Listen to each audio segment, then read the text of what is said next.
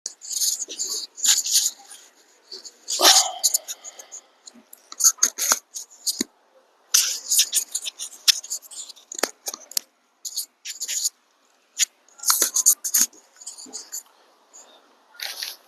આશાપુરામાં sports Gujarati ચેનલમાં તમારું હાર્દિક સ્વાગત છે. આજે આપણે ચર્ચા કરીશું કેકેઆરની પ્લેઇંગ 11 વિશે.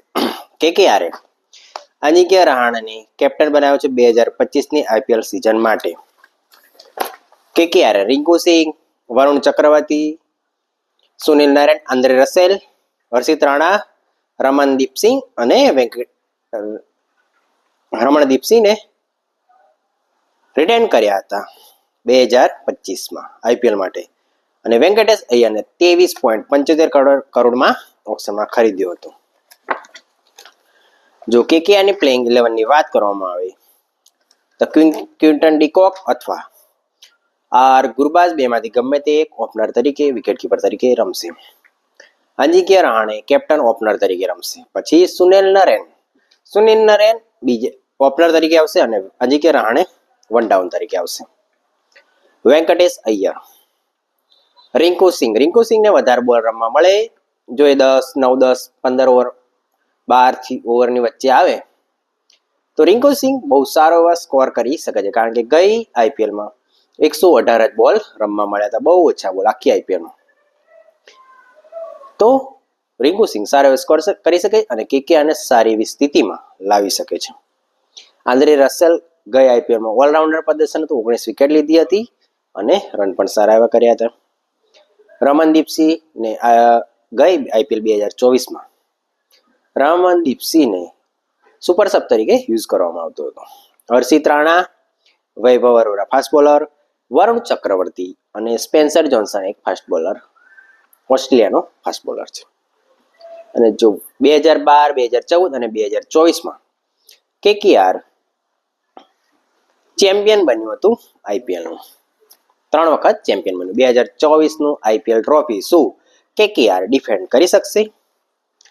ટીમ જબરજસ્ત છે. સુનિલ નારાયણ ઓપનિંગમાં પહેલી 5-6 ઓવરોમાં 180-90 સ્ટ્રાઇક રેટથી રન કરી શકે છે.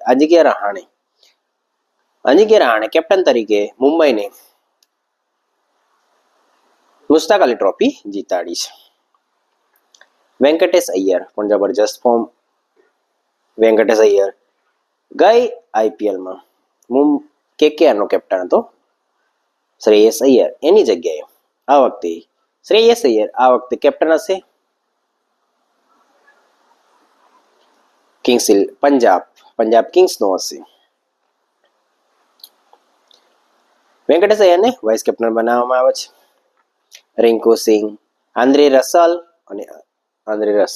હર્ષિત રાણા પણ છેલ્લી 2 ઓવરોમાં 10-15 રન જો ખૂટતા હોય તો બનાવી શકવાની ક્ષમતા ધરાવે છે. આ વખતે ગૌતમ ગંભીર નથી અને શ્રેયસ અય્યર પણ નથી. અજિંક્ય રહાણે પર બહુ મોટી જવાબદારી આવશે.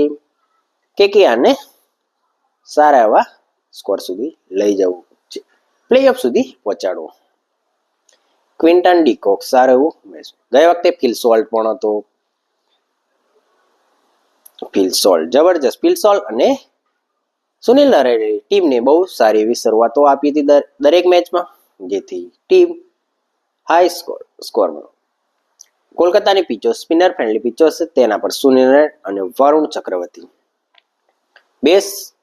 મિસ્ટ્રી સ્પિનરમાંથી બેસ્ટ બોલર સાબિત થશે કેકેઆર માટે. રમનદીપસિંહ, હર્ષિત રાણા 2020 ટેસ્ટ અને વન ડેમાં ભારત તરફથી ડેબ્યુ કર્યું છે, તેથી હર્ષિત રાણા પર વધારે જવાબદારી હશે. આ વખતે બોલિંગ આક્રમણને લીડ કરવી પડશે.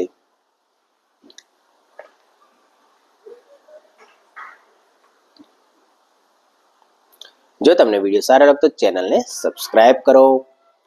સ્પોર્ટ્સ ગુજરાતી ચેનલને સબસ્ક્રાઇબ કરો. પ્લેઇંગ 11ની વાત કરો. ક્વિન્ટન ડીકોક, આર ગુરબાઝ, બીજો ઓપનર હશે સુનિલ નારાયણ, અજિંક્ય રહાણે, પછી છે રિંકુ સિંહ, વેંકટેશ અય્યર, રિંકુ સિંહ, આંદ્રે રસેલ, રમણદીપસિંહ, હર્ષિત રાણા, વૈભવ અરોરા, વૈભવ અરોરા, વરુણ ચક્રવર્તી અને સ્પેન્સર જોન્સન આ હશે પ્લેઇંગ 11. આઈપીએલ માટે કેકેઆર પહેલી મેચ કેકેઆર અને આરસીબી વચ્ચે 22મી માર્ચે વાનખેડે સ્ટેડિયમમાં રમાશે. ડિફેન્ડિંગ ચેમ્પિયન કેકેઆર અને આરસીબી વચ્ચે રમાશે, જેમાં આરસીબી તરફથી કેપ્ટન હશે રજત પાટીદાર.